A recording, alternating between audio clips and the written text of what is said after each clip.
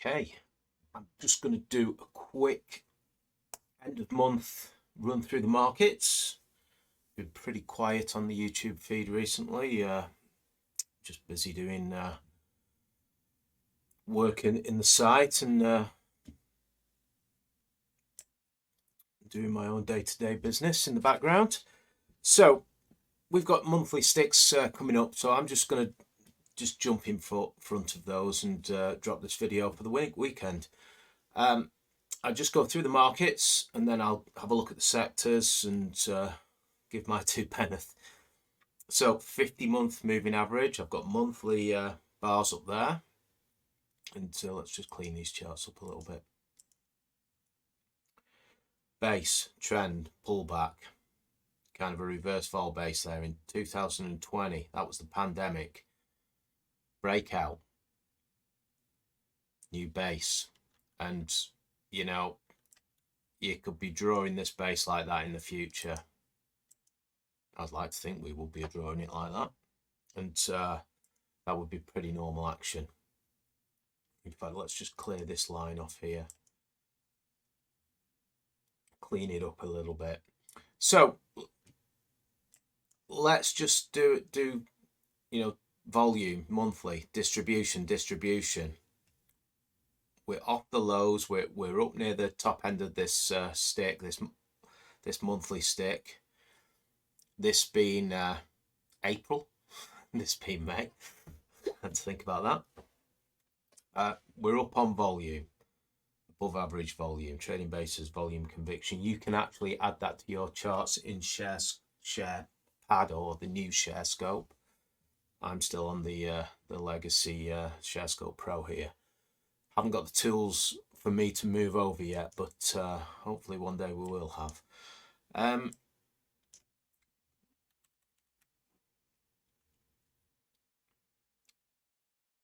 Industrials, zoom it out, you know, it doesn't look like much the pandemic, does it, you know, when you put a monthly chart on, but yeah, I mean, look at these levels. You know, we drew these levels and we did an article on ShareScope, and we chose a bunch of levels across a bunch of markets for what we were expecting this sort of meaningful support to come into play. And yeah, we nailed it, didn't we? You know, can't get my head through the door. Nobody was watching. But great market followed, didn't it? That's the point. We've got another level here. I mean, that's a pretty obvious level for the industrials to come down to, wasn't it? And what happened? We came down to that level. Where are we now? You know, we climbed back up the monthly bar, and we're just putting a tight range in. So good for your psychology there. So always move out on those charts before you start moving into the noise. And S&P, where would be an extremely normal area for the S&P to come into? Yeah, I mean, there it is, isn't it? This area here, you know, this 4820 area. Where did it come into? Oh, it was very close, wasn't it? 4835, I don't, you know, somewhere around there. So swing bar, monthly swing bar, obviously a leading market, you know.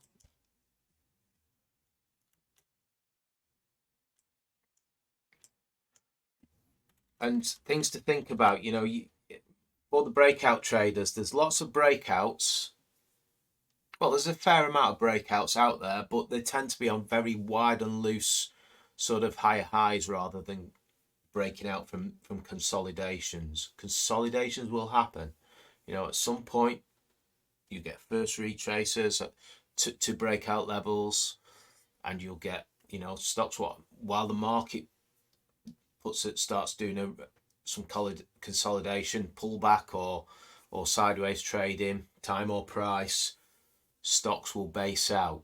You know, they will make themselves, you know, obvious, like coiled springs. You know, tight ranges can only, you know, expand. So Nasdaq 100 here. Obviously, let's just move that bear flag. We dropped him before that moved down. Very obvious areas. You know, what I'm doing here is something you should do every month yourself. It's so easy to do. It gives you a bigger picture of, I mean, what are most people doing when the market's puking down to this area? Well, at trading basis, we're just looking at these big levels and going, well, this is a pretty obvious area for these markets to visit.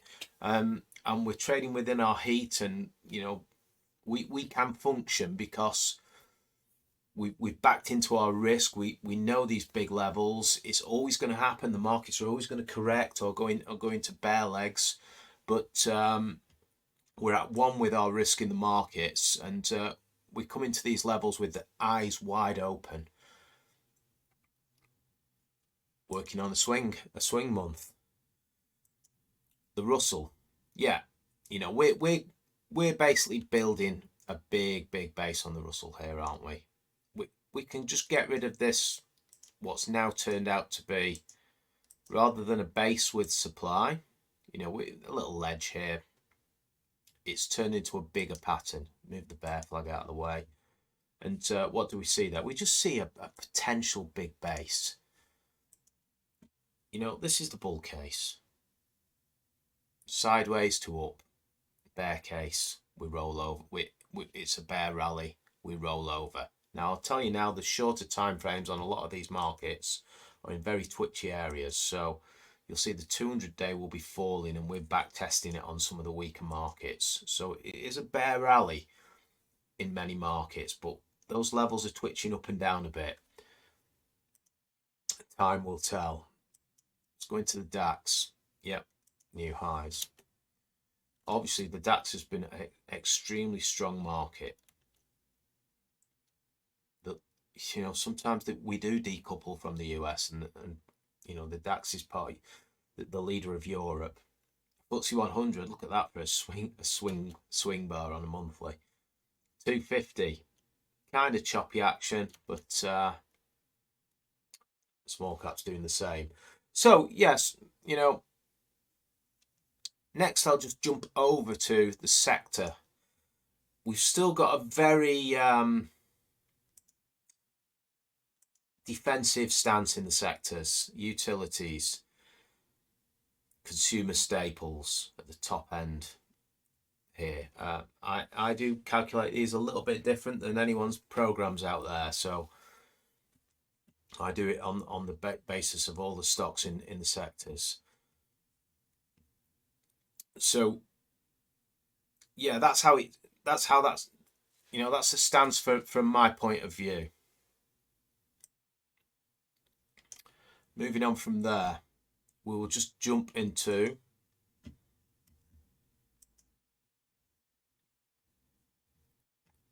gold. Yeah, just gold has just been fantastic.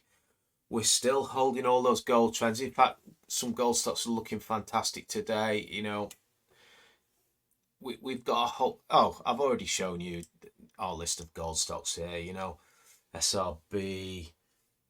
Just some of these have been running for some time. In our world, we look for beta. So how do you look for beta? I'll just say this is rearview mirror. We've been riding these gold stocks for a long time. Outlier status on these. You know, you're going to find beta in small cap, medium, low to medium float. These are the ones what have the potential to really trend. And you know, your SRB, GFM, and even Fresh Nillo being a large cap high float. You know, they offer swing entries, tighter setups on entry, so you don't get booked off the trend, and they are still, you know, they're trending well. Just go down a few more of these. You know, some of the ones we've been riding. MTL's still there. You know, it's been a monster. It just looks fantastic. I won't curse it. Famous last words. But yeah, you know, it's really obvious what is in charge in the markets. And if I run my GTRS, you know, my top top 100, you'll see it's still loaded with precious metals. It's still loaded with and defensive stocks. And another thing just to think about is something I always say: leaders lead with gold, and when gold tends to make a move. It's making a fantastic move. It's the best move it's made in a long, long time. But one thing I've always back tested is gold stocks are in play when the next market leaders leave the station. That's something what's always jumped out on my screens, the way I look at the markets. So yeah, I'd just sort of throw that out there. When it comes to oil down, we've been banging the table on this move on oil for so long now, and it's been going sideways for so long, knocking on the door.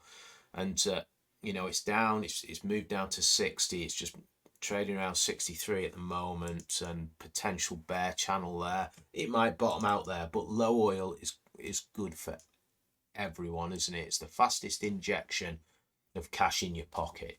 So in the short term, it can wait on the stock market, but we'll see. It's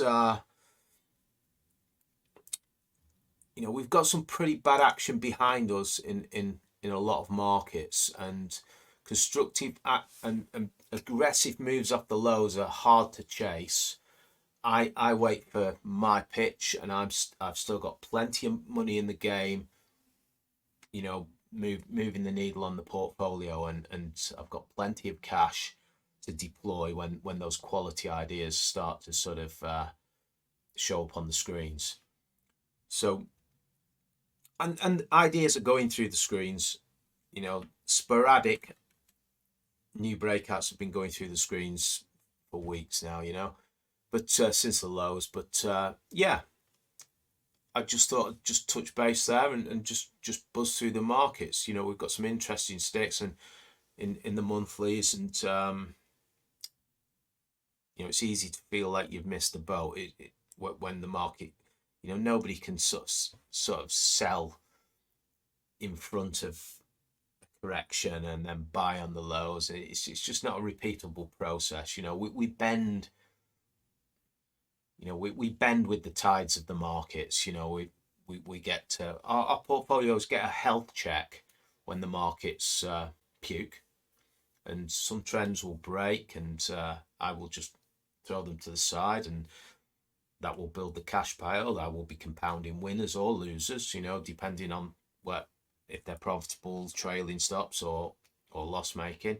It will always be small losers, and we build the cash pile, the market dishes out the next market leaders, and we rotate into them again. We add to winners, and we do everything what is basically that people say, you've got to find a methodology what suits you, or what. It's not going to be like that. Doing the right thing never feels good in the markets. A simple back test for anyone out there is just to say, if I didn't top slice any winners and I never added to any losers, how would my portfolio perform against a portfolio where I did the exact opposite? I sold on the way up and I bought on the way down, and you will get very differing results. This game's plugging leaks and pressing winners, pressing on the winners, plugging leaks in the losers. The market tells you, the stocks tell you where you are doing well, and to take money off from an area where you are performing is insane, isn't it? But that's what the 90% plus of people do. So it's always good to just get your headspace, correct, and just do your back testing and run a few scenarios against your past results, and see how you can improve. It's always going to come down to cutting your losers. They should all be scratch trades, never adding to losers, and it's always going to come down to, when you are right, it's how right you are going to be. And I'll say the number one biggest mistake investors make and traders is trying to be right. You know, basically digging the heels in and trying to be right and say, and throwing time in the mix. Oh, if I just hold it for longer, I'll probably be right. At the end of the day, we all have a choice. Everyone gets what they want out of the markets, Edsa Kota. Everyone gets what they want from the markets. These back tests are very simple things, and they will feed your market psychology. You will prove what you've got to do, and you will move forward in a more positive manner. So that's my 2 pence this month on the markets, and yeah, hopefully we're coming into better times.